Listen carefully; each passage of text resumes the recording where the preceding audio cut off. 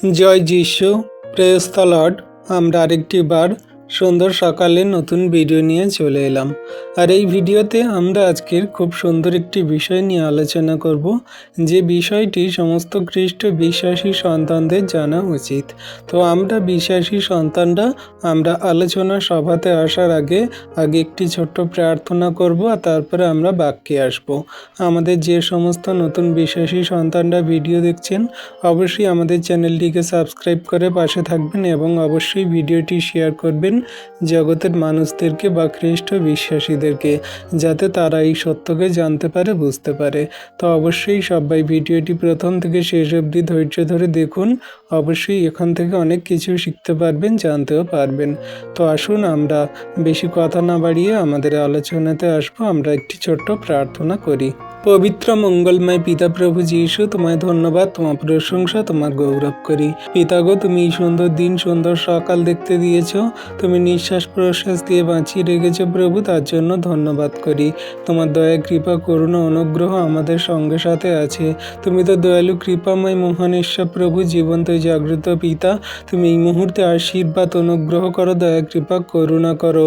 যত সন্তানরা তোমার নামে তোমার কাছে প্রার্থনা যাচনা করছে, তাদের মনের কথা সকল বলছে, যারা প্রভু এই ভিডিও বাক্য সকল দেখছে, শুনছে, সকলকে তুমি আশীর্বাদ, অনুগ্রহ, দয়া, কৃপা, করুণা করো। পিতা, তুমি আমাদের ফোন, মোবাইল নেটওয়ার্ককে সুন্দর রাখো, ভালো রাখো, ঠিক রাখো, আশীর্বাদ, অনুগ্রহে পরিপূর্ণ করো। কোনো শয়তান, দিয়াবল, মন্দতা যেন কোনো কার্য না করে প্রভু গো। আমাদের মন, হৃদয়, আত্মাকে তুমি কাভার করো, দয়া, কৃপা, করুণা করো। তুমি প্রভু এই সবার সঞ্চালন প্রথম থেকে শেষ অবধি চালাও। এই ইউটিউব চ্যানেল, সমস্ত বিশ্বাসী সন্তানদের ফোন নেটওয়ার্কগুলোকে তোমার হস্তে চরণতলে রাখি। আমার ফোন, মোবাইল নেটওয়ার্ককে তোমার হস্তে চরণতলে রাখি। তুমি দয়া, কৃপা, করুণা, অনুগ্রহ করো। তোমার হস্তে চরণতলে দিয়ে এই প্রার্থনার সভা সকল রাখছি প্রভু। হ্যাঁ পিতা গো, আমার মন, হৃদয়, আত্মা তুমি কভার করো। তুমি আমার মুখ দিয়ে, অষ্টাদশ জীব দিয়ে কথা বলো, আমি নয় কিন্তু বাক্য তুমি বলো। হ্যাঁ প্রভু, তোমার হস্তে চরণতলে দিয়ে এই সভা সকল শুরু করছি যিশু নামে। তুমি আমাদের প্রার্থনা দেখলে, শুনলে, আর হ্যাঁ আমেন বলে উত্তরও দিলে। আমেন। তো আসুন বিশ্বাসী সন্তানরা, এবারে আমরা আমাদের আলোচনাতে আসব। আমরা যে বিষয়বস্তু নিয়ে আজকে আলোচনা করব সেটি হলো যে খ্রিস্ট বিশ্বাসীদের কি সরস্বতী পূজা উদযাপন করা উচিত কি না, বাইবেল কি বলে, আমরা এই নিয়ে আজকে আলোচনা করব। আমরা আজকে দেখছি যে সরস্বতী পূজা, এই সরস্বতী পূজাতে যে সমস্ত খ্রিস্ট বিশ্বাসীরা, তাদের সন্তানরা, যে সমস্ত জগতের মানুষরা এবং তাদের সন্তানরা যে এই সরস্বতী পুজো উদযাপন করছে বা করবে, তাদের কি কি করা উচিত বা করণীয় উচিত কিনা। আমরা খ্রিস্টতে বিশ্বাসী অনেক সন্তানরা আছি, আমরা অনেকে তার সন্তানদেরকে সরস্বতী পূজার জন্য পাঠাই, বা সেখানে হচ্ছে গিয়ে স্কুলে বা যেখানে পাড়া গাঁয়ে আমাদের যেখানে যেখানে সরস্বতী পুজো উদযাপন হয় বা সরস্বতী পূজার জন্য যে সমস্ত কার্য সকল করে, সেখানে কিভাবে যেতে পারবে বা পারবে কি না, সেই সমস্ত বিষয় আমরা আজকে দেখব, জানব। আমরা খ্রিস্ট বিশ্বাসীরা আমাদের কি করা উচিত, বাইবেল কি বলে, আমরা সম্পূর্ণ বাক্য থেকে দেখব, জানব। আমরা আজকে দেখব যে এই সরস্বতী পূজা, এই সরস্বতী পূজা এটা বাঙালির সংস্কৃতি নাকি বাঙালির সেই একটা ধর্মীয় পূজা, সেটা বাইবেল থেকে কি বলে। তো আমরা সঠিক রূপে সম্পূর্ণ সমস্ত তথ্য জানব। এগুলো আমাদের খ্রিস্ট বিশ্বাসীদের জানা উচিত। আমরা আলোচনাতে আসার আগে এই ভিডিও খ্রিস্ট বিশ্বাসীদের এবং জগন্নাথবাসীদের কাছে আমরা বলে রাখি যে এই ভিডিওটি কোনো রকম কোনো জাতি ধর্মের কোনো বাজে মন্দ কথা বলার জন্য বা কোনো রকম তাদের নিয়ে রোস্ট করার জন্য নয়, যে আমরা কাউকে বাজে বলছি, মন্দ বলছি, কাউকে নিয়ে আমরা কোনো রকম খিল্লি করছি, বাজে মন্দভাবে নয়, কিন্তু সত্যকে সঠিক রূপে জানার জন্য আমরা বাইবেল ভিত্তিক আলোচনা করছি। তো কারোর যদি কোনো খারাপ লেগে থাকে তাহলে তাদের কাছে ক্ষমা প্রার্থী। অবশ্যই ভিডিওটি প্রথম থেকে শেষ অবধি আপনারা দেখবেন এবং শুনবেন। তো আসুন আমরা আমাদের আলোচনাতে আসি। আমরা এই যে সরস্বতী পূজা খ্রিস্ট বিশ্বাসীদের উদযাপন করা উচিত কি না, এটা আমাদের জানার আগে আমরা জানব যে সরস্বতী পূজা কি, বা সরস্বতী পূজার উৎপত্তি কিভাবে হলো, এইটা আমরা দেখব। এটি একটি গুরুত্বপূর্ণ এবং সংবেদনশীল প্রশ্ন, কারণ এটি সরাসরি খ্রিস্ট বিশ্বাসী বা তাদের সেই উপাসনা ও আত্মিক সততার সঙ্গে জড়িত। বাইবেল ভিত্তিকভাবে আমরা একটি আলোচনা করছি। খ্রিস্ট বিশ্বাসীদের সরস্বতী পূজা উদযাপন করা উচিত কি না। বাইবেল সম্মত উচিত নয়, কারণ এটা কিছু বিষয় দিয়ে আমাদের বোঝাচ্ছে যে এইখানে মানুষ বলে থাকে যে সরস্বতী পূজা, এই সরস্বতী পূজাটা এটা সংস্কৃতি। অনেকে বলে এর যে সংস্কৃতি এটা বোঝা, সম্মান দেখানো এবং অন্যদের ভালোবাসা, প্রেম করা, এগুলো আলাদা বিষয়। কিন্তু আমরা যে এই সংস্কৃতি বা সম্মান দেখানো বা মানুষকে ভালোবাসা, এই সমস্ত বিষয়কে আমরা আলাদা করে দেখি খ্রিস্ট বিশ্বাসী সন্তানরা। কারণ সংস্কৃতি এক জায়গায় থাকে, সম্মান এক জায়গায় থাকে, আর ভালোবাসা এক জায়গায় থাকে, ধর্ম এক জায়গায় থাকে, এবং সেই পূজার প্রসাদ খাওয়া এক জায়গায় থাকে, এবং সেখানে গিয়ে তাদের সঙ্গে মেলামেশা এক জায়গায় থাকে। তো আমরা সব কিছু যেন খ্রিস্ট বিশ্বাসীরা গুলিয়ে না ফেলি, আমরা যেন তাদের সঙ্গে সেই মেতে না উঠি। আমরা দেখব যে সরস্বতী পূজা অ্যাকচুয়ালি কি। সরস্বতী পূজা হলো এক দেবীকে উপাসনা করা, জ্ঞান, বিদ্যা ও বাক শক্তির দেবী হিসাবে মানা, এবং মূর্তি, মন্ত্র, প্রসাদ ও আচার সহ সংস্কৃতিকে আমরা পালন করি, বা জগতের সেই ধর্মীয় মানুষরা যারা হিন্দু ধর্মের, তারা এই সমস্ত কিছু পালন করে থাকে বা সেগুলো করে। এটি স্পষ্টভাবে উপাসনামূলক ধর্মীয় অনুষ্ঠান, এটি কোনো রকম সংস্কৃতি নয়। এটা যদি সংস্কৃতি হতো তাহলে বংশ পরম্পরায় ধরে তারা সেই সমস্ত রীতিনীতি সকল সেই পালন করতো না, বা অনেক রকমভাবে তারা বন্ধ করত। কিন্তু এটি স্পষ্টভাবেই দেখাচ্ছে এটা সেই উপাসনামূলক ধর্মীয় অনুষ্ঠান যা হিন্দু ধর্মের মানুষরা করে থাকে। এবারে আমরা দেখব যে সরস্বতী পূজার উৎপত্তি কবে এবং কিভাবে হয়। সরস্বতী পূজার উৎপত্তি কবে শুরু হয় এবং কেন উদযাপন করা হয়, এই তিনটি বিষয় ঐতিহাসিক ও ধর্মীয় দৃষ্টিকোণ থেকে আমরা পরিষ্কারভাবে আলোচনা করব এবং বোঝার চেষ্টা করব, কারণ খ্রিস্ট বিশ্বাসীদের এগুলো জানা উচিত। যদি না আমরা জানি তাহলে আমাদের সন্তানদেরকে, আমাদের প্রিয়জনদেরকে সেখানে পাঠাবো না, বা সেখানে পাঠিয়ে কোনো লাভ হবে না। আমাদের এগুলো জানা উচিত। এখানে যদি সরস্বতী পূজার উৎপত্তি দেখি তাহলে প্রাচীন দৈবিক যুগ থেকে চলে আসছে। সরস্বতী পূজার উৎসব প্রাচীন ভারতীয় দৈবিক যুগের থেকে শুরু হয়েছে। ঋগ্বেদে খ্রিস্টপূর্ব প্রায় 1500 বা 1200 খ্রিস্টপূর্বাব্দে প্রথম সরস্বতী নামটি পাওয়া যায়। শুরুতে তিনি ছিলেন এক পবিত্র নদী যা সরস্বতী নদী নামে পরিচিত ছিল। পরে ধীরে ধীরে তিনি রূপ নেন বিদ্যা, জ্ঞান ও বাক শক্তির দেবী হিসাবে। তাহলে আমরা এখানে দেখতে পাচ্ছি যে এই যে সরস্বতী নামটা প্রথমে আমরা পাই ঋগ্বেদে, যেখানে তিনি এক পবিত্র সেই নদী বলে নাম ছিল, বা পবিত্র নদী নামে পরিচিত ছিল। কিন্তু ধীরে ধীরে যখন মানুষের সেই পরিরেঞ্জের কারণে, মানুষের ভক্তির বা ভাবের কারণে ধীরে ধীরে সেটাকে নাম বদল করে অন্যভাবে আসে দেবীর সেই রূপ, বা বিদ্যা, জ্ঞান ও বাকশক্তির দেবী হিসাবে মানুষের কাছে প্রকাশিত পায়। ঋগ্বেদের সরস্বতীকে বলা হয়েছে তিনি জ্ঞান দান করেন, বাকশক্তি প্রদান করেন। এমনিভাবে ঋগ্বেদে সেই ধর্মগ্রন্থে এখানে পাওয়া যায়। সরস্বতী দেবী হিসাবে পূজা করা। এবারে আমরা দেখব যে এই সরস্বতী দেবী হিসাবে পূজা কবে শুরু হয়, আমরা এটাকে এবারে দেখব। পৌরাণিক যুগে খ্রিস্টপূর্ব প্রায় 500 বা খ্রিস্টাব্দ 500 মধ্যে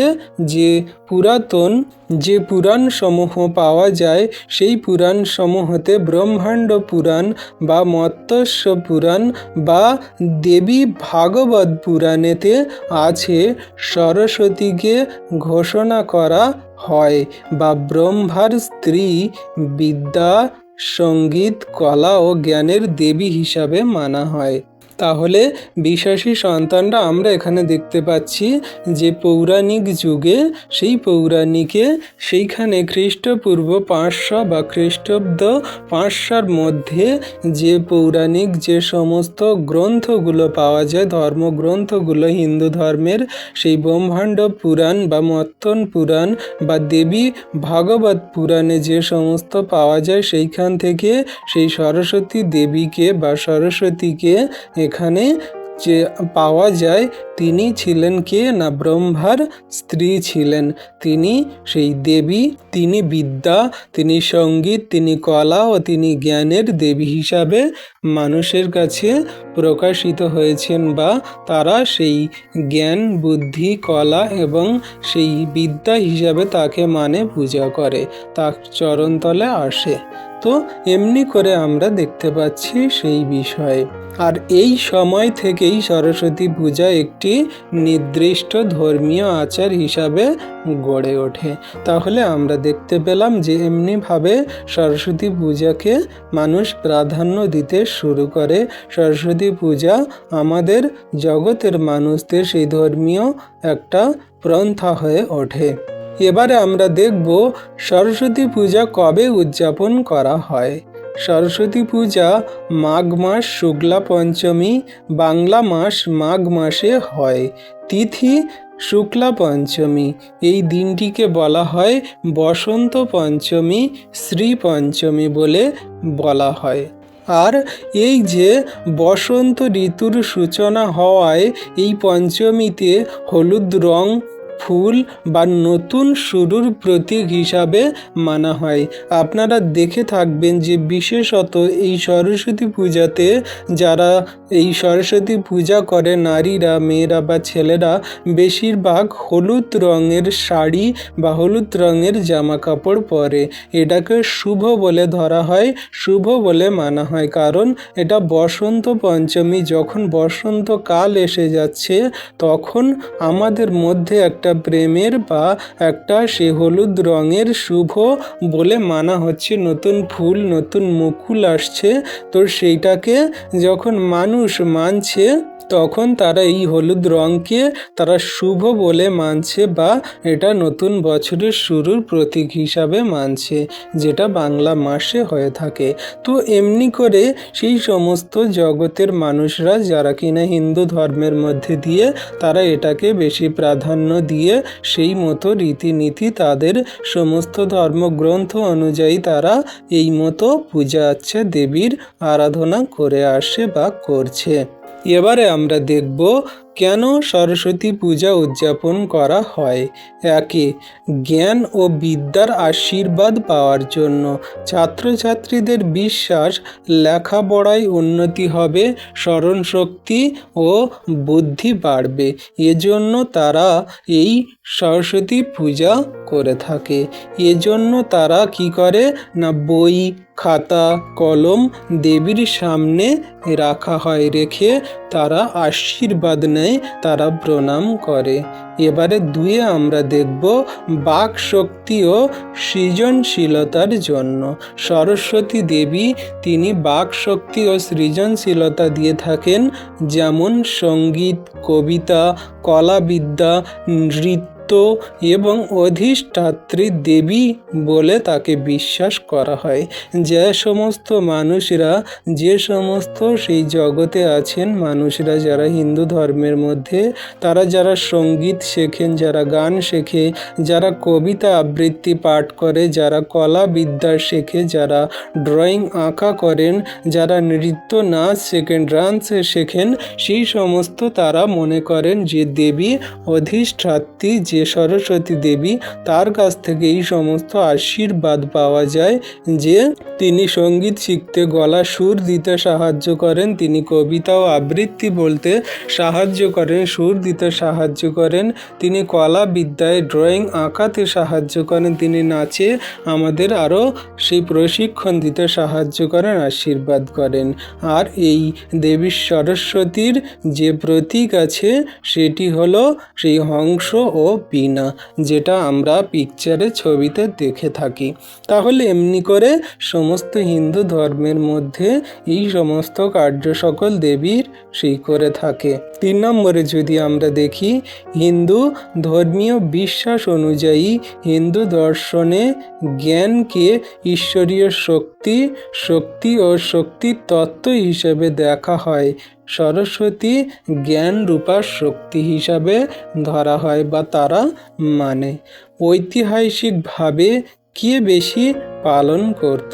প্রাচীনকালে ব্রাহ্মণ সমাজ, ঋষি মুনিরা এই সমস্ত দেবীকে পূজা করে থাকতো বা আরাধনা করে থাকতো।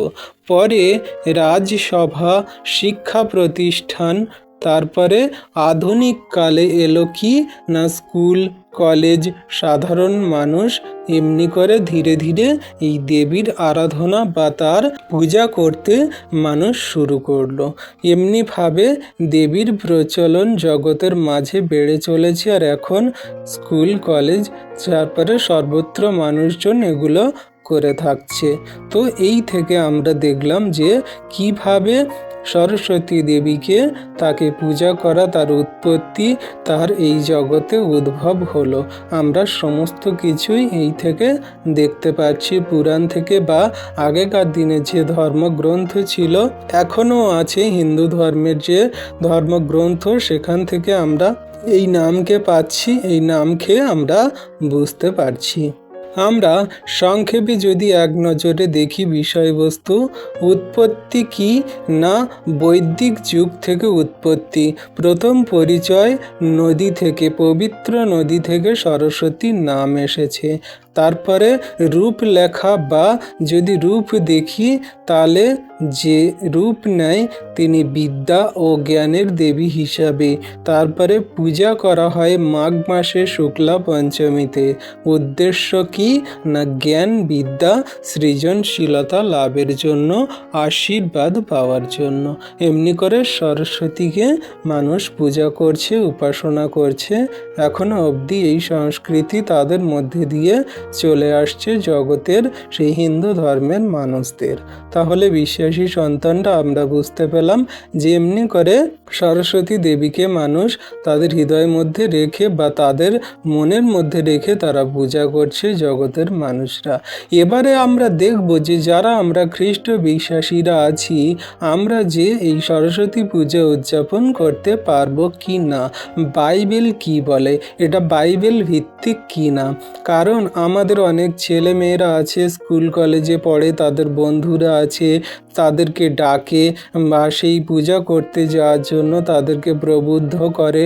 তো এমনি করে আমাদের কি করা উচিত, আমরা করতে পারবো কি না, আমাদেরও অনেক প্রশ্ন থাকে, আমরা বিভ্রান্ত হয়ে যাই, অনেকে অনেক রকম বাজে মন্দ কথা বলে। আমরা বিশ্বাসী সন্তানরা, আমাদের পরিবারে আমরা বিশ্বাসী, কিন্তু পরিবারে আরও দুজন কেউ বিশ্বাসী নয়। তো এমনি করে মতভেদ হয়ে থাকে, অনেক রকম তর্ক বিতর্ক হয়ে থাকে। তো আজকে আমরা এবারে দেখব যে কিভাবে খ্রিস্ট বিশ্বাসীদের এই উদযাপন করা উচিত কিনা বা কি বলছে বাইবেলের বাক্য দ্বারা আমরা একটু দেখি। খ্রিস্ট বিশ্বাস অনুযায়ী জ্ঞান কোনো দেবীর কাছ থেকে নয়, ঈশ্বরই জ্ঞানের উৎস, যা বাক্য আমাদেরকে বলে। যাকব 1 অধ্যায়ের 5-8 পদে বলছে, যদি কাহারও জ্ঞানের অভাব হয় তবে সেই ঈশ্বরের নিকট প্রার্থনা করুক। তাহলে আমরা বিশ্বাসী সন্তানরা যদি আমাদের জ্ঞানের অভাব হয় ঈশ্বরের কাছে যাচনা করব, পিতা ঈশ্বর প্রভুকে ডাকব, কিন্তু জগতের কোনো দেবদেবী মূর্তিকে নয়। বাক্য কি বলছে? যাকব 1:5-8 পদে বলছে, যদি তোমাদের কাহারও জ্ঞানের অভাব হয় তবে সে ঈশ্বরের কাছে যাচনা করুক, তিনি সকলকে অকাতরে দিয়া থাকেন, তিরস্কার করেন না, তাহাতে দত্ত হইবে। আমিন। 6 বলছে, কিন্তু যে বিশ্বাসপূর্বক যাচনা করুক, কিন্তু সে সন্দেহ না করুক, কেননা যে সন্দেহ করে সে বায়ুতাড়িত বিলড়িত সমুদ্র তরঙ্গের তুল্য। সেই ব্যক্তি যে প্রভুর নিকটে কিছু পাইবে এমন বোধ না করুক। যে দ্বিমনা লোক আপনার সকল পথে অস্থির। আমেন। তাহলে দেখো বিশ্বাসী সন্তানরা, যদি আমাদের কারোর জ্ঞানের অভাব হয় তাহলে আমরা সরাসরি ঈশ্বর প্রভুর কাছে চাইব, কারণ তিনি তো একমাত্র জ্ঞানের উৎস। তিনি আমাদের জ্ঞান, বুদ্ধি, চিত্ত, প্রজ্ঞা, আমাদের সমস্ত কিছুই দিয়ে থাকেন। আমরা সকলে তার কাছে নতনম্র হয়ে আমরা প্রার্থনা করব, তার কাছে আমরা যাচনা করব। তিনি আমাদের সমস্ত জ্ঞান, বুদ্ধি, চিত্ত, প্রজ্ঞা দান করবেন। কোনো মতে কোনো সন্তানকে তিনি তিরস্কার করবেন না। জগতের জাতির মানুষরা যদি ঈশ্বর প্রভুর কাছে নতনম্র হয়ে তার কাছে যাচনা করে, তিনি অকাতরে দিয়ে থাকেন। বলছে, দেখো লাইনে বলছে, বাক্যেতে বলছে, তিনি সকলকে অকাতরে দিয়ে থাকেন। সকলকে মানে কি?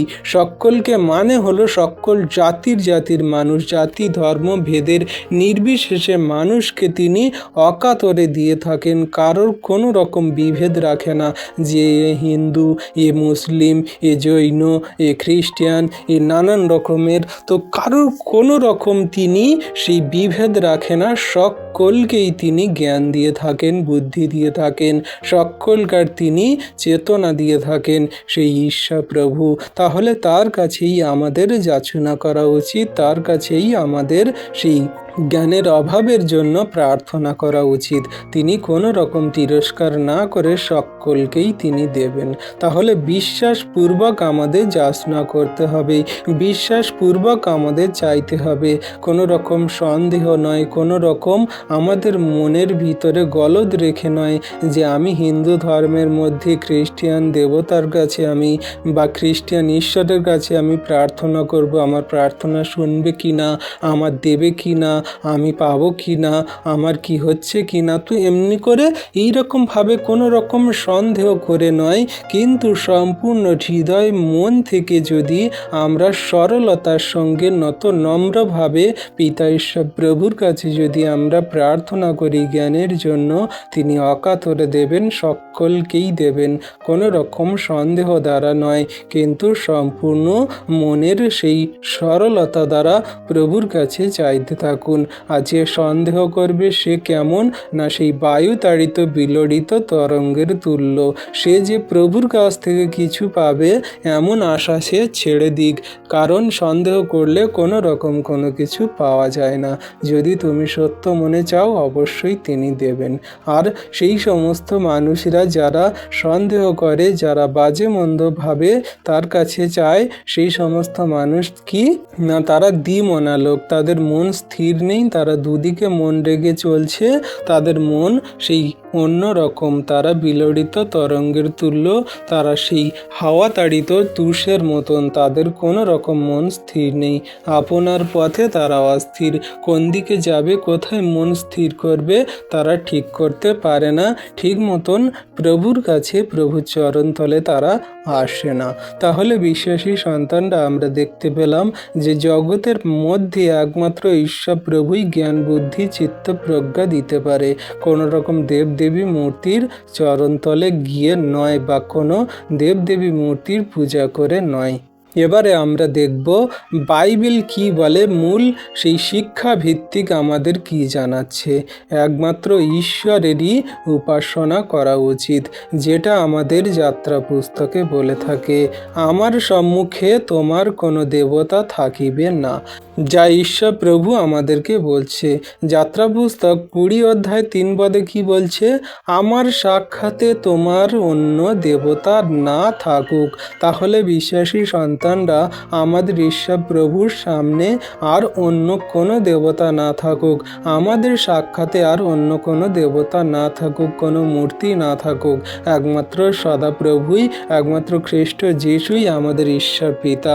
আমরা তার কাছেই নতনম্র হব, তার সেবা করব, তার উপাসনা করব, তার প্রার্থনা করব, তার কাছে যাচনা করব, তার সত্য বাক্যকে মেনে জীবনযাপন পালন করে চলব। হালেলুইয়া। তাহলে এমনি করে আমাদের বিশ্বাসী সন্তানদের বাক্য দ্বারাই জানিয়ে দিচ্ছে প্রভু ঈশ্বর পিতা। আর কি বলছে? যেশাইয়া 42 অধ্যায়ের 8 পদে বলছে, আমি সদাপ্রভু, আমার গৌরব আমি অন্য কাহকেও দিব না। Amen, hallelujah. তাহলে দেখো এখানে বলছে যে আমি সদাপ্রভু, ইহাই আমার নাম, আমি আপন গৌরবকে কিংবা আপন প্রশংসা খোদিত প্রতিমাগণকে দিব না। তাহলে এখানে প্রভু যীশু যে আমার সমস্ত কথা সকল জানাচ্ছে যে আমি সদাপ্রভু ঈশ্বর, ইহাই আমার নাম, আমি আমার এই গৌরবকে আমি জগতের কোনো দেবদেবী মূর্তি, কোনো রকম কোনো মানুষের আমি দেব না, আমি আমার প্রশংসা খোদিত প্রতিমাগণকে আমি দেব না। তাহলে দেখো জগতে আমরা যে সমস্ত মানুষরা প্রভু ঈশ্বর পিতা আরাধনা স্তুতি করি, তার কাছ থেকে আশীর্বাদ অনুগ্রহ সকল নিই, তাহলে আমরা যদি দেবদেবীর মূর্তির কাছে যাই, ঈশ্বর প্রভু ক্রোধান্বিত হবে, রাগিত হবে, কারণ তিনি একমাত্র প্রভু ঈশ্বর পিতা, তিনি সদাপ্রভু। তিনি বলছে যে ইহাই আমার নাম, আমি সদাপ্রভু, আমার ভিন্ন আর তোমরা কাউকে গৌরব করো না, কারোর কাছে তোমরা প্রণিপাত করো না, তোমরা প্রশংসা কাউকে করো না, তোমরা সেই খোদিত প্রতিমা বা সেই মূর্তির দিগকে তোমরা প্রণাম করো না, তার কাছে যেও না। আমি সদাপ্রভু, তোমরা আমার নাম, আমার গৌরব, ধন্যবাদ, প্রশংসা করো। আমরা যদি সাধারণ কথা দিয়ে বুঝতে চাই, আমার সন্তান আমি জন্ম দিয়েছি, আর সেই সন্তান যদি সে অন্য কাউকে বাবা বলে ডাকে, মা বলে ডাকে, তাহলে আপনার আমার কেমন লাগবে? যে সন্তানকে আমি জন্ম দিয়েছি সেই সন্তান যদি অন্য কাউকে বাবা মা বলে ডাকে, তাকে যদি ভালোবাসে, তাকে যদি সে প্রশংসা গৌরব করে, তার সেবা করে, তাহলে আপনার কেমন লাগবে? তো সেই রকমভাবে ঈশ্বর প্রভু যে তিনি আমাদের সেই মাতৃগর্ভ থেকে রচনা করেছেন, বিশ্ব ব্রহ্মাণ্ড তিনি সৃষ্টি করেছেন, তিনি আমাদেরকে তার সাদৃশ্যে গড়েছেন, আর সেই জগতের মানুষ যদি অন্য দেবদেবী খোদিত মূর্তি প্রতিমাদেরকে সেই প্রশংসা করে, গৌরব করে, তাহলে পিতা ঈশ্বরের কেমন লাগবে? তাই বলছে যে আমি প্রভু ঈশ্বর সদাপ্রভু, আমার নাম এটাই যে আমি সদাপ্রভু, আমি আমার গৌরব অন্য কোনো দেবদেবী মূর্তি প্রতিমাগণকে দেব না। তো এমনি করে আমরা যেন বিশ্বাসী সন্তানরা পিতা ঈশ্বরের নামকে যেন অন্য কোনো দেবদেবী মূর্তি খোদিত প্রতিমাদেরকে না দিই, এটা আমাদের সর্বদা খেয়াল রাখতে হবে, সাবধান থাকতে হবে। খ্রিস্ট বিশ্বাসে এক ঈশ্বরবাদ, একটাই ঈশ্বর প্রভু, যেটা আমাদের কাছে স্পষ্ট রূপেই জানানো হচ্ছে।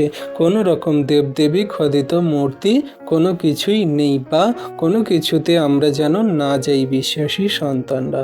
এটা আমাদের কাছে সম্পূর্ণরূপে স্পষ্ট এবং পরিষ্কারভাবে বাক্য দ্বারা জানিয়ে দিচ্ছে। হালেলুইয়া। তাহলে বিশ্বাসী সন্তানরা আশা করি আমরা বাক্য বুঝতে পারছি। 2 নম্বরে আমরা যদি দেখি, মূর্তি ও দেবদেবীর পূজা নিষিদ্ধ, যেটা আমাদের বাইবেল থেকে বলে থাকে। আমরা পুরনো নিয়মে যদি দেখি, তো সেখানে আছে, তুমি তোমার জন্য কোনো খোদিত প্রতিমা নির্মাণ করিও না, যেটা বলছে যাত্রা পুস্তক 20 অধ্যায়ের 4 থেকে 6 পদে আমাদেরকে জানাচ্ছে, তুমি আপনার নিমিত্তে খোদিত প্রতিমা নির্মাণ করিও না, উপরিস্থ স্বর্গে নিচস্থ পৃথিবীতে ও পৃথিবীর নিচস্থ জল মধ্যে যাহা যাহা আছে তাহাদের কোনো মূর্তি নির্মাণ করিও না, তুমি তাহাদের কাছে প্রণিপাত করিও না এবং তাহাদের সেবা করিও না, কেননা তোমার ঈশ্বর সদাপ্রভু আমি সগৌরব রক্ষণে উদ্যোগী ঈশ্বর। আমি পিতৃগণের অপরাধের প্রতিফল সন্তানদের উপরে বর্তাই, যাহারা আমাকে দ্বেষ করে তাহাদের তৃতীয় পুরুষ পর্যন্ত বর্তাই, কিন্তু যাহারা আমাকে প্রেম করে ও আমার আজ্ঞা সকল পালন করে আমি তাহাদের সহস্র পুরুষ পর্যন্ত দয়া করি। আমেন। তাহলে দেখো বিশ্বাসী সন্তানরা এখানে কত সুন্দর সাবধান বাণী আমাদেরকে জানিয়ে দিচ্ছে যে আমরা যারা খ্রিস্ট বিশ্বাসীরা জগতের মাঝে যে সমস্ত খোদিত মূর্তি প্রতিমা সকল দেখি, স্বর্গের উপরে যে নিচস্থ পৃথিবীতে এবং পৃথিবীর নিচস্থ জল মধ্যে যাহা কিছু আছে, এই সমস্ত কোনো মূর্তি যেন আমরা নির্মাণ না করি, কোনো রকম আমরা খোদিত প্রতিমা যেন নির্মাণ না করি। যদি আমরা করি, তার কাছে প্রণিপাত করি, তাহলে সদাপ্রভু বলছে যে আমি উদ্যোগী ঈশ্বর, আমি সগৌরব রক্ষণে সর্বদা তৎপর, আমি পিতৃপুরুষদের অপরাধ সন্তানদের উপরে দিই, তাদের তৃতীয় চতুর্থ পুরুষের উপরে দিই, আমি সেই সন্তানদের উপরে আমার দয়া সকল রাখি, যারা আমাকে প্রেম করে আমার আজ্ঞা সকল পালন করে তাদের উপরে সহস্র পুরুষ পর্যন্ত আমার দয়া সকল রাখি। তাহলে আমাদের সাবধান থাকতে হবে, কোনো রকম খোদিত মূর্তি প্রতিমা যদি আমরা নির্মাণ করে তাদের কাছে প্রণিপাত করি, তাহলে আমাদের তৃতীয় চতুর্থ পুরুষ পর্যন্ত ঈশ্বরের ক্রোধ বা ঈশ্বরের সেই সমস্ত সেই অভিশাপ সকল আমাদের উপরে বর্তাবে। তাহলে আমাদের সাবধান থাকতে হবে।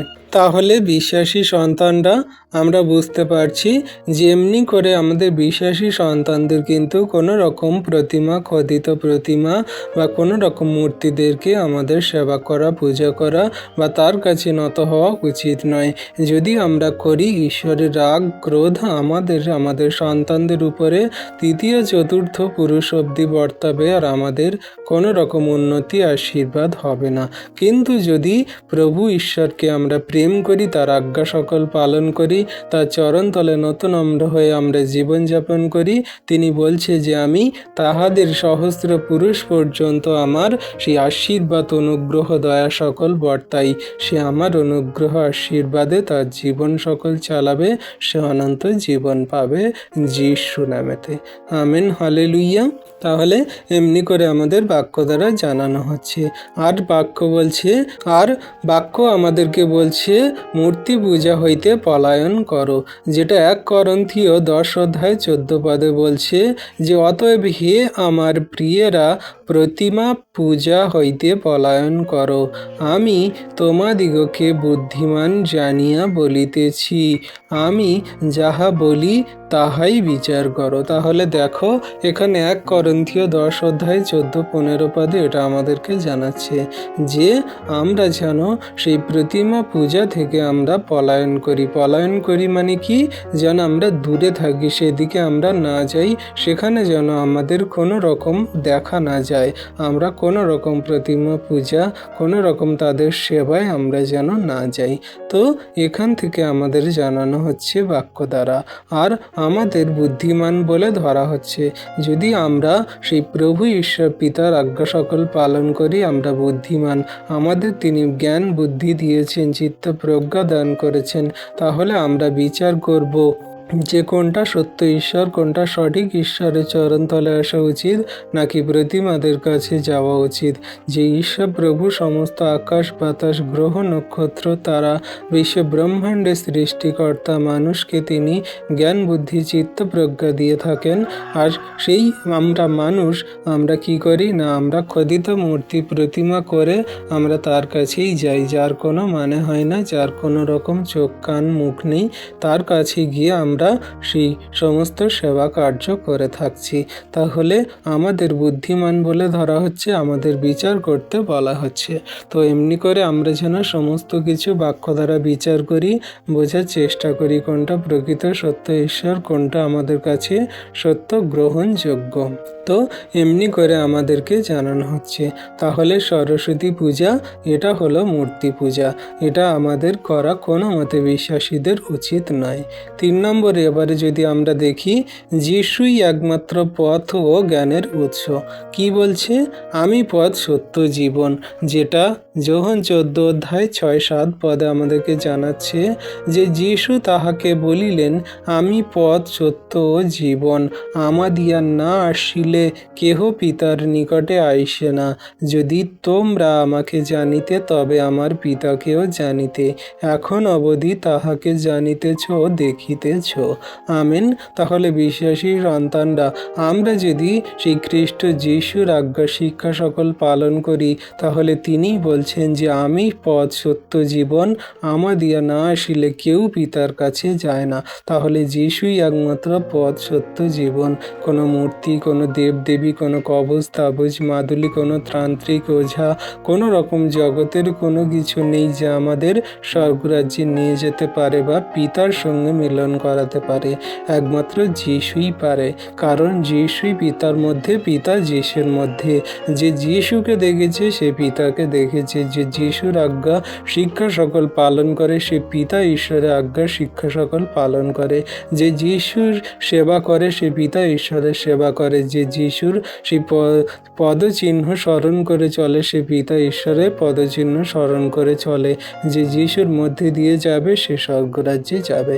তাহলে যিশুই হলো ঈশ্বর, যিশুই হলোই প্রভু, যা আমাদেরকে জানানো হচ্ছে এই বাক্য দ্বারা।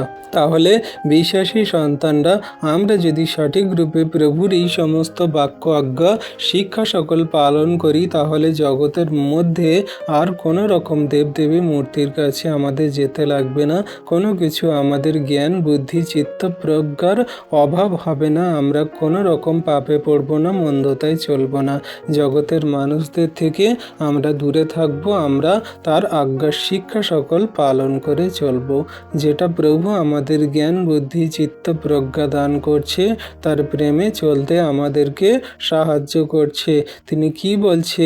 কলসীয় 2 অধ্যায়ের 2-4 পদে আমাদেরকে বলছে, যেন তাহাদের হৃদয় আশ্বাস পায়, তাহারা প্রেমে পরস্পর সংযুক্ত হইয়া জ্ঞানের নিশ্চয়তা রূপ সমস্ত ধনে ধনী হইয়া ওঠে, যেন ঈশ্বরের নিগূঢ় তত্ত্ব অর্থাৎ খ্রিস্টকে জানিতে পায়। ইহার মধ্যে জ্ঞানের ও বিদ্যার সমস্ত নিধি গুপ্ত রহিয়াছে। এই কথা বলিতেছি যেন কেহ প্ররোচক বাক্যে তোমাদিগকে না ভুলায়। আমেন। তাহলে দেখো বিশ্বাসী সন্তানরা, কত সুন্দর কথা সেই কলসীয়তে জানিয়ে দিচ্ছে। আমাদের বলছে যে আমাদের হৃদয়ে যেন আশ্বাস প্রাপ্ত হয়, যেন আমরা তার প্রেমে, তার বাক্যে, তার কার্যকারিতায় আমরা যেন স্থির থাকি। আমরা যেন পরস্পর বিশ্বাসী সন্তানরা সেই খ্রিস্টের প্রেমে, তার জ্ঞানে যেন নিশ্চয়তা রূপে আমরা যেন সংযুক্ত থাকি, স্থির থাকি। তার সেই নিশ্চয়তা জ্ঞান রূপ ধনে যেন আমরা ধনী হয়ে উঠি, যেন ঈশ্বরের নিগূঢ় তত্ত্ব সত্যকে আমরা জানতে পারি। আমরা যেন খ্রিস্ট যিশুকে জানতে পারি। জগতের মধ্যে তিনি একমাত্র সত্য ঈশ্বর। তার কাছে যদি আমরা আসি, তার চরণতলে আসি, তাহলে আমাদের কোনো জ্ঞানের অভাব হবে না। আমাদের চিত্ত প্রজ্ঞা, আমাদের বুদ্ধি, আমাদের নাচ গান, আমাদের কথা বলা, আমাদের সমস্ত কিছু, এই জগতে কোনো কিছুরই অভাব হবে না। যেটা জগতের মানুষেরা করে থাকছে, তারা পড়াশোনার জন্য, তারা নাচ কবিতা গান কলাবিদ্যা নানান রকম কিছু শেখার জন্য তারা যে তার কাছ থেকে জ্ঞান চাইছে, বই খাতা নিয়ে তার সেই চরণতলে দিচ্ছে, তারা নানান রকমের জিনিসপত্র নিয়ে তার চরণতলে দিচ্ছে। কিন্তু এখানে বাক্য কি বলছে? যে তোমাদের হৃদয়কে তোমরা প্রভুর প্রেমেতে দাও, তোমরা নিশ্চয়তা রূপে তার জ্ঞানেতে তোমরা ধনবান হয়ে ওঠো, তোমরা ঈশ্বরের নিগূঢ় তত্ত্বকে জানার চেষ্টা করো, অর্থাৎ খ্রিস্ট যিশুকে তোমরা বোঝার চেষ্টা করো, তার চরণতলে আসো। কারণ এর মধ্যেই, খ্রিস্ট যিশুর মধ্যেই সমস্ত জ্ঞানের ও সমস্ত বিদ্যার নিধি লুকিয়ে আছে, সমস্ত অর্থ, সমস্ত নিগূঢ় তত্ত্ব আছে। যদি তোমরা খ্রিস্ট যিশুকে জানো, তার চরণতলে আসো, তাহলে তোমরা জ্ঞান পাবে, সমস্ত বিদ্যা পাবে, সমস্ত বুদ্ধি পাবে, সমস্ত চিত্ত প্রজ্ঞা পাবে। তার মধ্যেই সমস্ত কিছু গুপ্ত আছে। তোমরা তাকে আস্বাদন করো, গ্রহণ করো, তার চরণতলে আসো, সমস্ত কিছুই তোমরা পাবে। কিন্তু জগতের মানুষ তারা কি করছে? সেই অকিঞ্চন রক্ষরমালা, নানান রকমের মূর্তি, দেবদেবী যারা কিনা কথা বলতে পারে না, খড়কাঠ মূর্তি, নানান রকমের রং তুলি দিয়ে বানানো, মানুষের তৈরি, সেই সমস্ত দিকে তারা চলে যাচ্ছে। কিন্তু সত্য ঈশ্বরের চরণতলে আসছে না, তার কাছেই সত্য সকল, তার জ্ঞান বুদ্ধি, তার সমস্ত সে আশীর্বাদ সকল তারা নিচ্ছে না। তাহলে মানুষ কতটা অকৃতজ্ঞ এবং নির্বোধ যে এমনি করে তারা নিজের ইচ্ছা এবং নিজের প্রয়োজন অনুযায়ী তারা সমস্ত কার্য করছে বা সেই দিকে জীবনযাপন করছে। তাই বিশ্বাসী সন্তানদেরকে বাক্য দ্বারা সাবধান করা হচ্ছে যে তোমরা যারা সেই সত্য ঈশ্বরের এবং খ্রিস্ট যিশুর আজ্ঞা শিক্ষা সকল পালন করো, তার নিগূঢ় তত্ত্ব সত্য সকল তোমরা জানো, বোঝার চেষ্টা করো, তার মধ্যে সমস্ত জ্ঞান বিদ্যা লুকিয়ে আছে। আমি এই কথা তোমাদের প্ররোচক হওয়ার জন্য বলছি না, যে কোনো মানুষ তোমাদের প্ররোচনায় ফেলে আর তোমাদেরকে ভুল পথে চালিত করে, জগতের মন্দতায় জীবনযাপন করায়। তাই আমাদেরকে বাক্য দ্বারা সাবধান করা হচ্ছে যিশু নামেতে। হালেলুইয়া। তাহলে বিশ্বাসী সন্তানরা কত সুন্দর রূপে আমাদের খ্রিস্ট বিশ্বাসী সন্তানদেরকে বাক্য দ্বারা জানিয়ে দিচ্ছে। এবারে খ্রিস্ট বিশ্বাসীরা আমরা দেখব যে খ্রিস্ট বিশ্বাসে যিশুই জ্ঞানের উৎস, কোনো দেবদেবী নয়, যা আমাদের এই বাক্য দ্বারা জানাচ্ছে যে দুই প্রভুর সেবা একসাথে করা সম্ভব নয়। আমাদের একজন সেই প্রভু ঈশ্বর পিতা আছে, তারই সেবা আমাদের করতে হবে।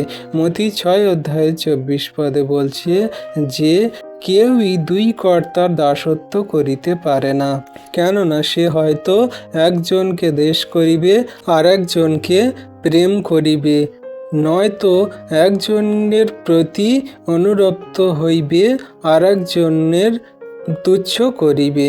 তোমরা ঈশ্বর ও ধন উভয়ের দাসত্ব করিতে পারো না। আমেন। তাহলে দেখো বিশ্বাসী সন্তানরা আমাদের কত সুন্দর রূপেই জানাচ্ছে যে আমরা কোনো রকমভাবেই জগতের মাঝে দুই কর্তার দাসত্ব করতে পারবো না। জগতের মধ্যে একটা আমাদের সাবধান করা হচ্ছে যে দুটো কর্তা আছে জগতের মধ্যে, একটা শয়তানের, একটা ঈশ্বরের, একটা ধনের, একটা ঈশ্বরের। তো আমরা যারা ধনের সেবা করি, সেই সমস্ত মানুষরা তারা কিন্তু ঈশ্বরের সেবা করব না বা করতে পারবই না। কারণ শয়তান দিয়াবল সর্বদা সেই ধন সম্পদ, মান, যশ, খ্যাতি, প্রতিপত্তি, মন্দতার দিকে আমাদেরকে চালিত করবে। কিন্তু যারা সত্য ঈশ্বরকে প্রেম করে, তারা আজ্ঞা শিক্ষা সকল পালন করে, যারা আত্মিকতায় চলে, তাদের মন হৃদয় আত্মাকে আত্মিকতার উপরে দিয়েছে, তারা পবিত্র আত্মার উপরে দিয়েছে, পবিত্র আত্মাতে জীবনযাপন করে চলে, তারা কোনো মতে এই জগতের ধন বা এই জগতের মূর্তি পূজা, নানান রকমের সেই সংস্কৃতি, নানান রকমের আচার ব্যবহার, ধর্মীয় সমস্ত যে আচরণ ব্যবহারগুলো তারা করবে না। তারা কিন্তু সম্পূর্ণ প্রভুর আত্মাতে জীবনযাপন করবে, প্রভু যিশুর আজ্ঞা শিক্ষা সকল পালন করে চলবে। তো এইখানে দুটো কর্তার দিক দিয়ে আমাদের সেই বাক্য দ্বারা উদাহরণ দিয়ে জানাচ্ছে যে তোমরা যারা সেই খ্রিস্টতে আছো বা জগতের মাঝে আছো, কোনো রকম তোমরা দুই কর্তার দাসত্ব করতে পারো না। তোমরা হয়তো একজনকে দোষ করবে, নয় একজনকে ভালো বলবে, নয় একজনকে ভালো বলবে, একজনকে দোষ করবে, হয় একজনের প্রতি অনুরক্ত হইবে, একজনকে তুচ্ছ করবে। তো তোমরা দুজনে সমান্তরালভাবে চালাতে পারবে না, হয় একজনকে তোমরা ভালোবাসবে, না একজনকে মন্দ বলবে। তাই জগতের মাঝেও আমরা দেখছি, জগতের মাঝে যারা অন্যান্য ধর্মাবলম্বী তারা কিন্তু খ্রিস্টকে তারা বিশ্বাস করে না, গ্রহণ করে না, বাজে মন্দ কথা বলে।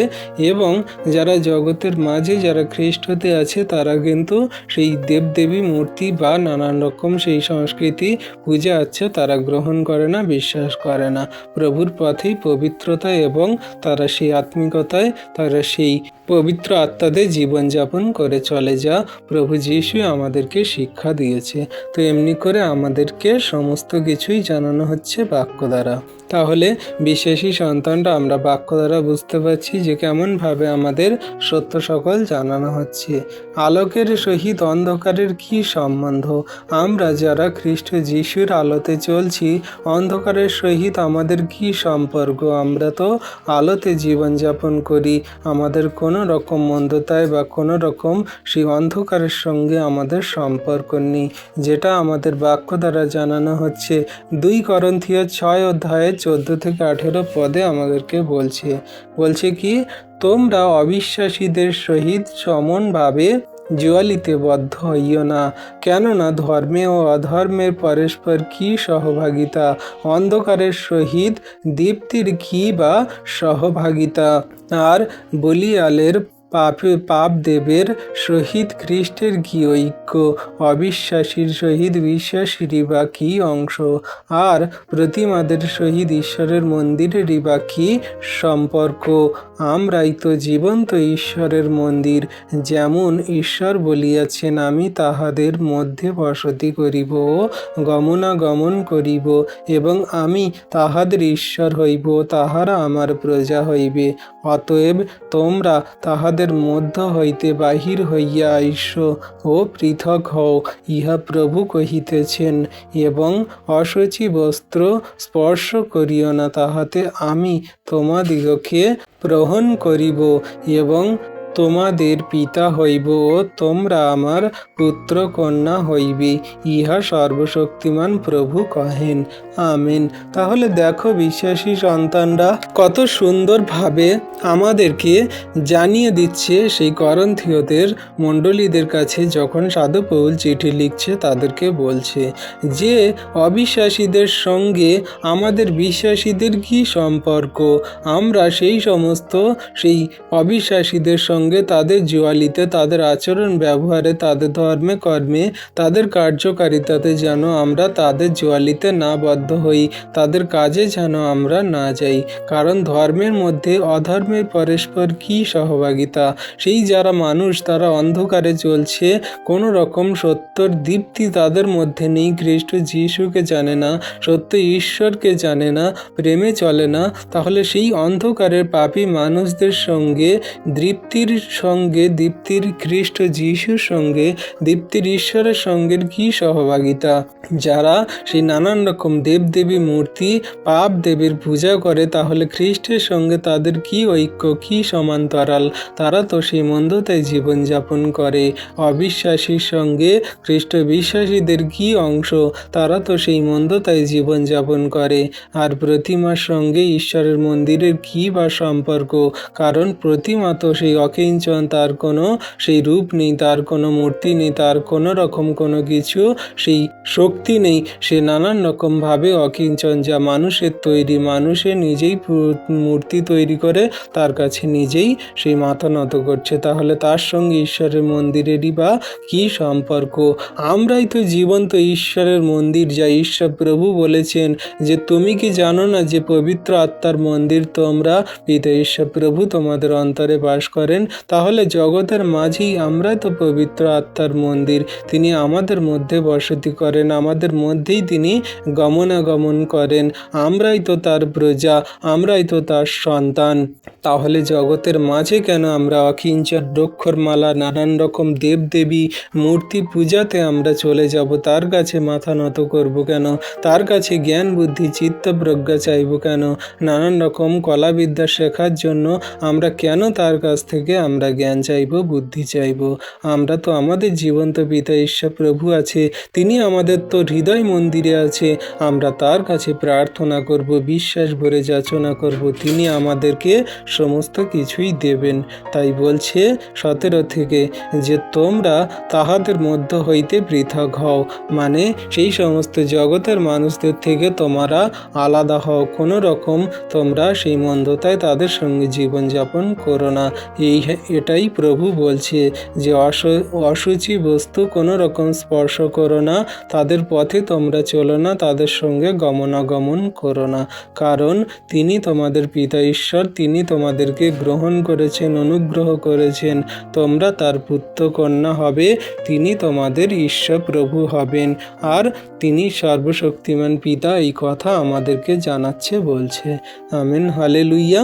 তাহলে বিশ্বাসী সন্তানরা, আমরা খ্রিস্টতে থাকা বিশ্বাসী সন্তানরা এমন করে বাক্য সকল শুনি, বুঝি, পালন করি, কার্যকারী করি, ঈশ্বর প্রভু আমাদেরকে আশীর্বাদ করবে। খ্রিস্ট বিশ্বাস, দেবদেবী পূজা একসঙ্গে চলে না। খ্রিস্ট বিশ্বাসীরা খ্রিস্টের সেবা করে, তার বাক্য আজ্ঞা শিক্ষা সকল পালন করে। কোনো রকমভাবে আমাদের সন্তানদেরকে আমরা সেই সমস্ত মূর্তি পূজা বা সরস্বতী পূজার জন্য পাঠাতে পারি না, বা সেই সংস্কৃতিতে আমাদের যেতে দিতে পারি না। আমাদের সন্তানরা নষ্ট হবে বা অন্য রকমভাবে তারা সেই দিকে তারা চলে যাবে। কিন্তু আমরা যদি প্রভুর বাক্য আজ্ঞা শিক্ষা সকল শেখাই, তার কাছে নত করাই, তার কাছে প্রার্থনা করি, তিনি অটোমেটিক্যালি আমাদের জ্ঞান, বুদ্ধি, চিত্ত, প্রজ্ঞা দান করবে। তাদের থেকে আমাদের পৃথক হতে বলছে, আলাদা হতে বলছে। তাহলে এমনি করে আমরা সমস্ত কার্য সকল করব। কোনো মতে আমাদের সন্তানদেরকে কিন্তু সেই দেবদেবী মূর্তি পূজা করার জন্য পাঠাতে পারি না, বা সুন্দর সুন্দর ড্রেস, জামা কাপড় পরিয়ে তাদের কাছে পাঠাতে পারি না। কারণ এখানে জগতের মানুষ অনেক রকমভাবে প্রশ্ন করে থাকতে পারে। জগতের মানুষদের প্রশ্ন, তারা বলে যে কিন্তু এটা তো সংস্কৃতি, এটা তো ধর্ম নয়, তো আমরা এখানে যেতে পারি না কেন, আমরা এগুলো করতে পারি না। অনেক বিশ্বাসীদেরও প্রশ্ন, তারা বলে এটা তো সংস্কৃতি, এটা তো সবাই করতে পারে, এটা কোনো রকম পাপ নয়, বা এটা আমাদের কোনো রকম কোনো কিছু ভুল হবে না। কিন্তু এই যে প্রশ্নের উত্তর বাইবেল ভিত্তিক যদি আমরা দেখি, তাহলে আমরা সংস্কৃতি আর উপাসনা দুটোকে আমরা আলাদা করে দেখি, আমরা যেন গুলিয়ে না ফেলি। আমরা প্রথমে দেখব সংস্কৃতি কি কি। সংস্কৃতি হলো পোশাক, ভাষা, উৎসবের খাবার। আমরা যে কোনো জায়গায় যে সংস্কৃতি দেখি, সেগুলোকে পোশাক পরা দেখি, তাদের পোশাক সকল কেমন, আর তাদের ভাষা সকল কেমন, আর সেই উৎসবের খাবার দাবার কেমন, এগুলো হলো সেই সংস্কৃতির মধ্যে পড়ে। আর উপাসনা কি কি? উপাসনা হলো মূর্তি পূজা, মন্ত্র পড়া, বা দেবদেবীর চরণতলে প্রণাম করা, বা প্রসাদ গ্রহণ করা, খাবার দাবার খাওয়া, উপাসনামূলক অর্থে এগুলি হলো উপাসনা করা, যা আমাদেরকে বলে। তাহলে আমরা উপাসনা আর সেই সংস্কৃতি দুটোকে যেন আমরা গুলিয়ে না ফেলি। সংস্কৃতি কি না, সেই পোশাক পরা, ভাষা, কথা বলা, আর উৎসবে আমাদের খাবার খাওয়া। তো এই সমস্ত মধ্যে সংস্কৃতি। তাহলে বিশ্বাসী সন্তানরা আমরা বুঝতে পারছি যে এমনগুলো আমরা যেন না করি।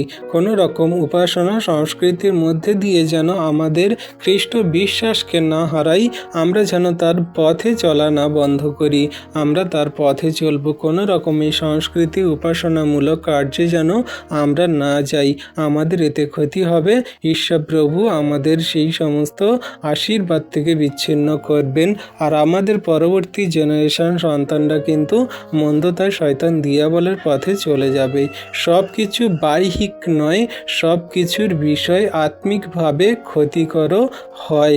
তো আমাদের একটি বিষয় বুঝতে হবে, যেটা 1 করিন্থীয় 8 অধ্যায়ের 3 থেকে 6 পদে আমাদেরকে বলছে। বাক্য কি বলছে? কিন্তু যদি কেহ ঈশ্বরকে প্রেম করে সেই তাহার জানা লোক। ভালো। প্রতিমার কাছে উৎসৃষ্ট বলি ভোজনের বিষয়ে আমরা জানি। প্রতিমা জগতে কিছুই নয় এবং ঈশ্বর এক ছাড়া দ্বিতীয় নয়। কেননা কি স্বর্গে কি পৃথিবীতে যাহাদিগকে দেবতা বলা যায় এমন কতকগুলি যদিও আছে, বাস্তবিক অনেক দেবতা ও অনেক প্রভু আছে, তথাপি আমাদের জ্ঞানে একমাত্র ঈশ্বর সেই পিতা যাহা হইতে সকলই হইয়াছে ও আমরা যাহারই জন্য, এবং একমাত্র প্রভু সেই যীশু খ্রিস্ট যাহার দ্বারা সকলই হইয়াছে এবং আমরা যাহারই দ্বারা বিদ্যমান আছি। আমেন। তাহলে বিশ্বাসী সন্তানরা দেখো, এখানে বাক্য আমাদেরকে কত সুন্দর রূপেই জানিয়ে দিচ্ছে। যারা আমরা প্রভু ঈশ্বর পিতাকে প্রেম করি, তার বাক্য আজ্ঞা শিক্ষা সকল পালন করি, তাহলে অবশ্যই এই বাক্যকে আমরা হৃদয়ে ধারণ করব আর সেই মতো চলব। ভালো করেই আমরা বুঝে নিই যে যদি কেউ আমরা ঈশ্বরের প্রেমে চলি, তাহলে আমরা তার জানা লোক। আমরা তাকে জানি, আমরা তার আজ্ঞা শিক্ষা সকল মানি, পালন করি। শুধু জানা মানে এই নয়, জানা আর চেনার মধ্যে তফাৎ আছে। চিনি মানে আমি তার কথা শুনেছি, সে এমন এমন কার্য করে, আমি তার বিষয়ে আমি শুনে রেখেছি। আর জানা মানে আমি বুঝি যে তিনি অলৌকিক কার্য সাধন করেন, তিনি একমাত্র জগতের সত্য ঈশ্বর, আমি তার মহিমা সকল দেখেছি, আমি তাকে সম্পূর্ণরূপে জানি যে তিনি একমাত্র সত্য ঈশ্বর প্রভু, তিনি ভিন্ন আর কেউ নেই। তার উপরে আমার দৃঢ় বিশ্বাস, আমি তার পথেই সর্বদা চলি, আমি তার আজ্ঞা শিক্ষা সকল পালন করি। এটা হলো জানা। জানা আর চেনার মধ্যে পার্থক্য আছে। তাই বলছে যদি কেহ ঈশ্বরকে প্রেম করে বা জানে, তাহলে সে তাহার জানা লোক। তাহলে আমরা বিশ্বাসী সন্তানরা, আমরা তার জানা লোক। আমরা কোনো রকম প্রতিমার কাছে উৎসৃষ্ট বলি ভোজনের বিষয়ে আমরা জানি বা আমরা সেগুলো খাই না। প্রতিমা জগতে কোনো কিছু নয়, এটা আমরা জানি। ঈশ্বর এক ছাড়া দ্বিতীয় নয়, এটা আমরা জানি। তাহলে জগতের মাঝে কেন আমরা সেই অকিঞ্চন রক্ষরমালা দেবদেবী মূর্তির কাছে যাব? কেননা স্বর্গে কি পৃথিবীতে যাহাদেরকে দেবতা বা দেবী বলা যায়, এরকম অনেক কিছু আছে আমরা জানি, কিন্তু বাস্তবিক দেবদেবী প্রভু অনেক কিছু আছে। কিন্তু তথাপি আমাদের জ্ঞানে, যারা আমরা সত্য ঈশ্বরকে জানি, প্রভু যীশুকে প্রেম করি, আমাদের জ্ঞানে একমাত্র ঈশ্বর প্রভু সেই কে না যীশু খ্রিস্ট। তার মধ্যে দিয়ে সমস্ত কিছু বিশ্ব ব্রহ্মাণ্ডে স্থিতিশীল হয়েছে, তার মধ্যেই সমস্ত কিছু বিদ্যমান আছে, যার মধ্যে দিয়ে আমরা এখনো পর্যন্ত বিদ্যমান, এখনো পর্যন্ত আমরা এই বিশ্ব ব্রহ্মাণ্ডের মধ্যে স্থিতিশীল আছি। তাহলে আমরা তাকেই প্রেম করব, তার আজ্ঞা শিক্ষা সকল পালন করব, তাকেই সেবা করব, তার কাছে আমরা জ্ঞান বুদ্ধি চিত্ত প্রজ্ঞা জ্ঞান সকল চাইব। আমার সন্তানদেরকে তার কাছেই নত করাবো। কোনো দেবদেবী মূর্তি, কোনো রকম শাড়ি পোশাক জামা কাপড় পরিয়ে কোনো রকম আমরা সেই অঞ্জলি দিতে পূজা দিতে আমরা কোনো দেবদেবী মূর্তির কাছে যাব না। আমরা তার চরণতলে নতনম্র হয়ে ঘরে বসে হৃদয় মন আত্মা দিয়ে সত্য হৃদয় দিয়ে বিশ্বাস ভরে প্রার্থনা করব, তিনি আমাদের জ্ঞান বুদ্ধি চিত্ত প্রজ্ঞা দান করবেন, আমরা বিশ্বাস করি। Amen, hallelujah. তাহলে বিশ্বাসী সন্তানরা এমনি করে আমাদের প্রভুর বাক্য আজ্ঞা শিক্ষা সকল সঠিক রূপে কার্যকারী পালন করা উচিত এবং আমরা প্রভুর কাছে এমনি করে প্রার্থনা করব, যা ঈশ্বর প্রভু আমাদেরকে জ্ঞান বুদ্ধি চিত্ত প্রজ্ঞা দান করবেন। এবারে আমরা দেখব তাহলে খ্রিস্ট বিশ্বাসীদের কি করা উচিত, এটা আমাদের জানতে হবে। যা আমরা করব না বা যা আমাদের করা উচিত নয়। আমাদের কি করা উচিত নয়? 1, সরস্বতী পূজায় অংশগ্রহণ করা উচিত নয়। 2, মূর্তির সামনে প্রণাম করা উচিত নয়। 3, প্রসাদকে পবিত্র হিসাবে গ্রহণ করা উচিত নয়। অনেক বিশ্বাসীরা প্রসাদকে মনে করে যে এটা পবিত্র, এটা খেলে আমাদের ঈশ্বর আশীর্বাদ করবে, তো এটা কোনো রকম করা উচিত নয়। 4, কোনো মন্ত্র উচ্চারণ করা উচিত নয়। এবারে আমরা এই সমস্ত করতে পারবো না বা এগুলো আমরা যেন না করি বিশ্বাসী সন্তানরা। আপনাদের সন্তানকেও এগুলো করাবেন না বা করতে দেবেন না। এগুলো করা আমাদের জন্য পাপ বা এগুলো আমাদের জন্য গ্রহণযোগ্য নয়, ঈশ্বরের দৃষ্টিতে মন্দ, এগুলো কোনো রকম বাইবেল ভিত্তিক নয়। বাইবেল আমাদেরকে এগুলো করতে বারণ করে বা এগুলো আমরা কোনো মতে করতে পারি না।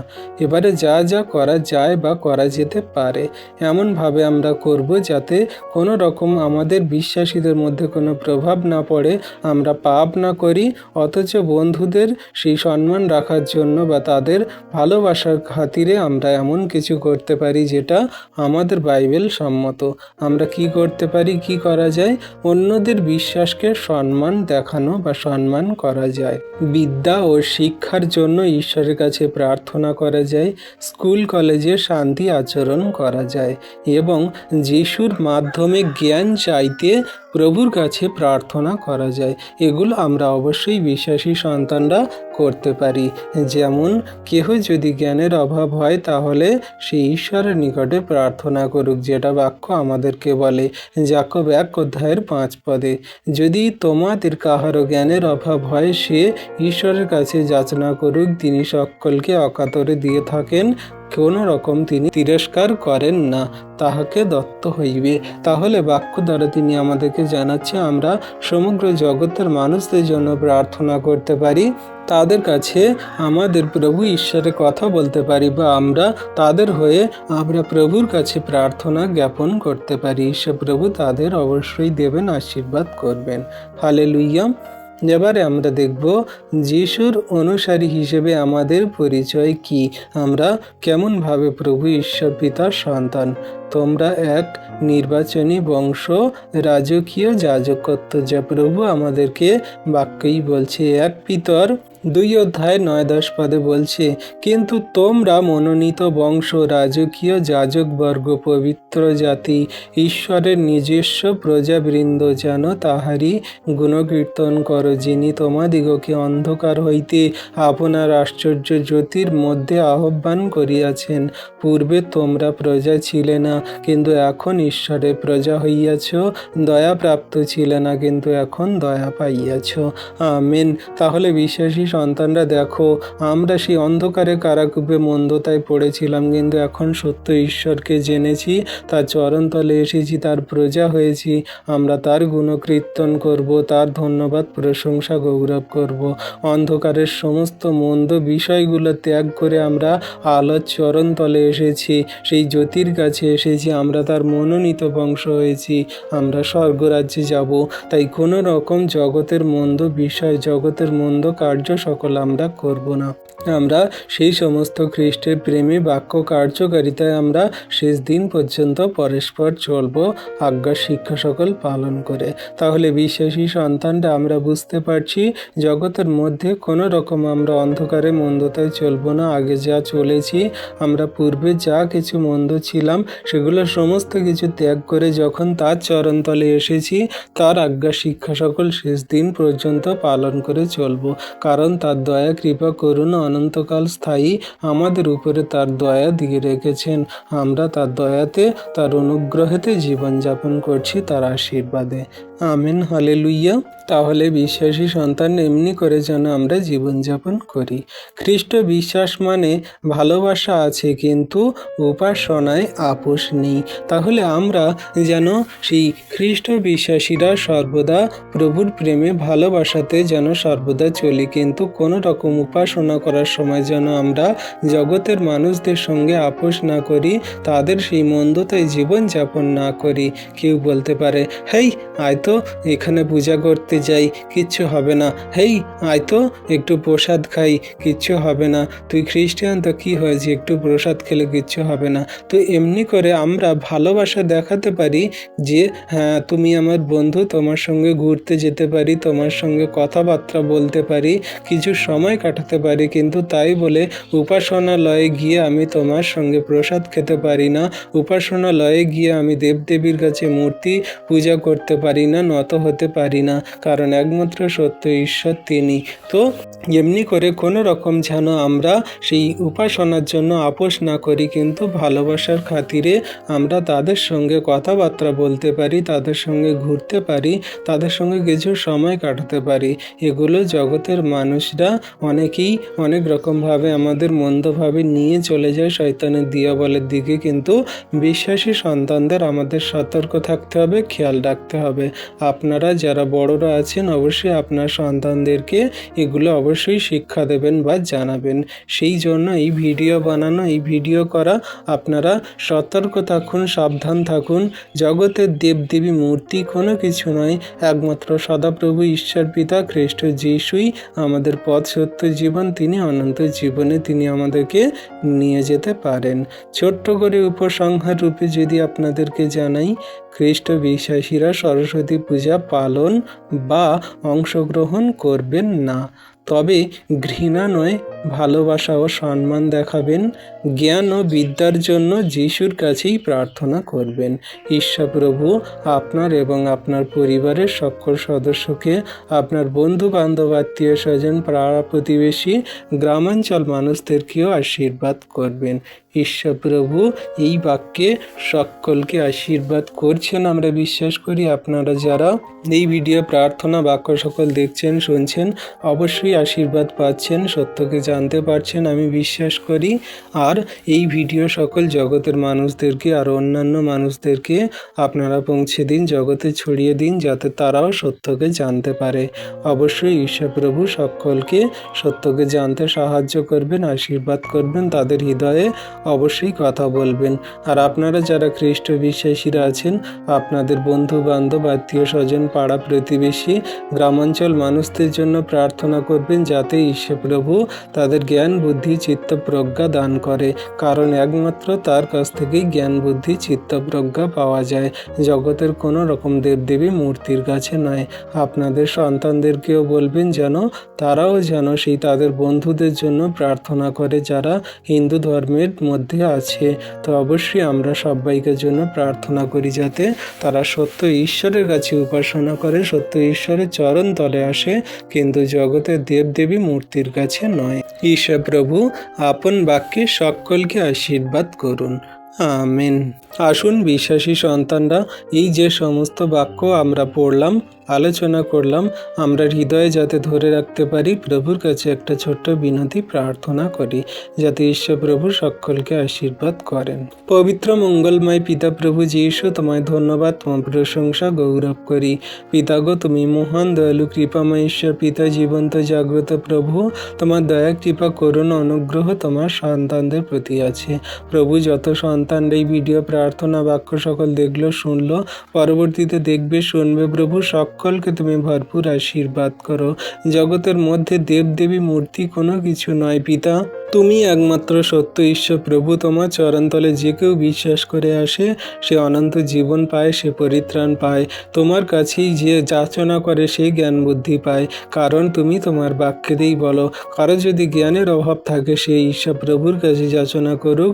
সকলকে তিনি অকাতরে দিয়ে থাকেন, কোনো কাউকে তিনি তিরস্কার করেন না, কাউকে তিনি অমান্য করেন না, সকলকেই দেবেন।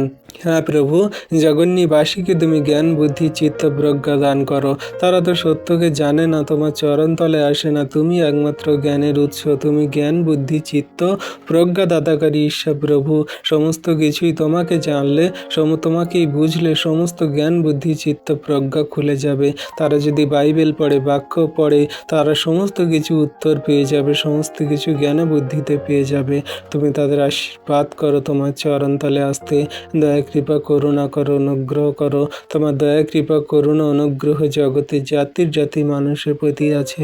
তোমায় ধন্যবাদ, তোমার প্রশংসা, তোমার গৌরব করি। তুমি দয়ালু, কৃপাময়, মোহন ঈশ্বর প্রভু। তোমার দয়া, কৃপা, করুণা ছাড়া কোনো কিছু সম্ভব নয় প্রভু। জগন্নিবাসীরা কালকে সেই ইয়ং যুবক যুবতী সন্তানরা যে সমস্ত বাজে মন্দ আচরণ, ব্যবহার বা তাদের সেই বয়ফ্রেন্ড গার্লফ্রেন্ডদেরকে নিয়ে ঘুরতে যাবে, ব্যভিচার পাপ যেন না করে, কোনো রকম শারীরিক সম্পর্ক মন্দতায় জীবনযাপন না করে, ইয়ং যুবক যুবতীদেরকে তুমি পাপ মন্দতা থেকে ওঠাও প্রভু। তাদের ধার্মিকতায়, পবিত্রতায় চলতে সাহায্য করো।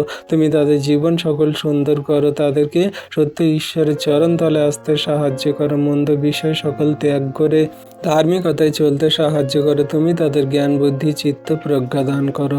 তোমার চরণতলে নম্র হতে সাহায্য করো, আশীর্বাদ করো। সমস্ত কিছু তোমার হস্তে চরণতলে দিই। আমাদের জ্ঞান বুদ্ধি চিত্ত প্রজ্ঞা দান করো, আশীর্বাদ করো, ধার্মিকতায় চলতে সাহায্য করো, শয়তান দিয়াবল মন্দতা থেকে দূরে রাখো। আজকে দিনের ভার তোমার হস্তে চরণ তলে দিই। তুমি আশীর্বাদ, অনুগ্রহ, দয়া, কৃপা, করুণা করলে, আশীর্বাদ করলে পিতা, তার জন্য ধন্যবাদ করি। সকল ধন্যবাদ, প্রশংসা, গৌরব আমাদের উদ্ধারকর্তা, ত্রাণকর্তা, জীবনদাতা, মুক্তিদাতা যীশু খ্রিস্টের পবিত্র মধুর নামে এই বিনতি প্রার্থনা চাইলাম। প্রভু, তুমি আমাদের প্রার্থনা যাচনা দেখলে, শুনলে, উত্তরও দিলে।